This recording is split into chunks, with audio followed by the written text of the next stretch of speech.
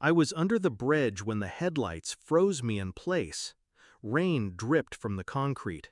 My daughter clung to my side, shivering under the thin blanket. And then I heard his voice. Low, certain, familiar. "My God," he said, "you look just like her." I turned. The man standing there was supposed to be dead. My grandfather. My whole life, my father told me his father had died before I was born. A tragic accident, he claimed. No photographs, no stories, nothing but a silence so absolute it felt like a wound. I believed him, because children believe. Until that night under the bridge. Until the man with silver hair and eyes sharp as broken glass reached out his hand and told me he was very much alive and had been searching for me. He took us to his mansion. Marble floors, fireplaces taller than me, a world of chandeliers and shadows, where silence felt expensive. My daughter ran her tiny fingers across velvet curtains while I stood frozen, my mind splintering. Why had my father lied? Why had he buried this man alive in my memory? The answer came at dinner, when my grandfather poured himself a drink and spoke without looking at me. "Your father," he said, "wasn't protecting me. He was protecting himself." I waited. My chest tightened. He stole everything from me.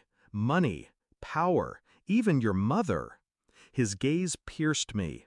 He told you I was dead because, to him, I was. He erased me. The room tilted. Every story my father ever told suddenly rotted in my mind. I went back through memories, searching for cracks, and I found them.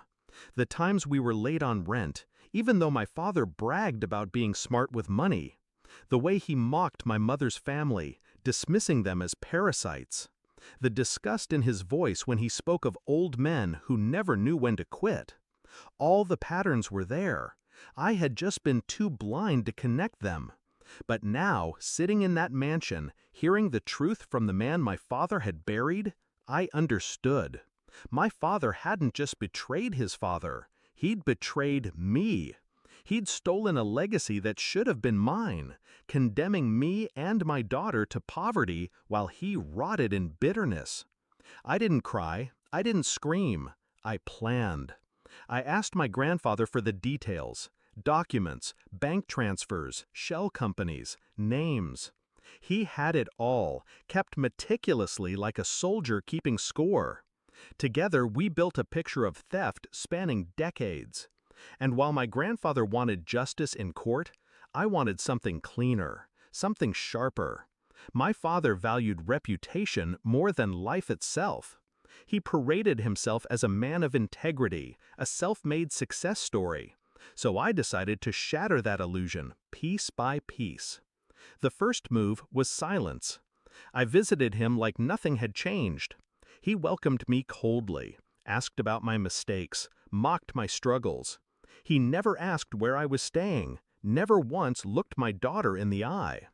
But while he sneered, I copied files from his office. Tax returns, contracts, deals he thought were airtight but were riddled with fraud. He never noticed. He was too comfortable in his kingdom of lies. The second move was exposure. I fed his rivals information anonymously. Each tip was a needle, pricking holes in his reputation. Contracts fell through, associates pulled back. His carefully constructed empire started to rot from the inside. The final move was personal. I handed him an envelope at a family gathering. Inside, photographs. Me, my daughter, and my grandfather, alive, smiling. "You said he was dead," I whispered. "But the only dead man here is you." His face drained, his hands shook. He tried to speak, but the room was already turning against him. Whispers, stares, judgments. His kingdom collapsing not with fire, but with silence. Weeks later, the lawsuits began. Investigations. Former allies testified against him, using the same documents I had unearthed. He lost his company, his wealth, his reputation. And when the press asked about the daughter he abandoned under a bridge, he had nothing to say. Because the truth wasn't just a story anymore, it was evidence. Now I live in the mansion my father stole from me. My daughter plays in gardens she once only dreamed of. My grandfather sits at the head of the table again, a king resurrected. Do I feel pity for my father? No. He wrote his own ending the day he buried a man alive in my memory. He thought lies could erase blood, but blood remembers.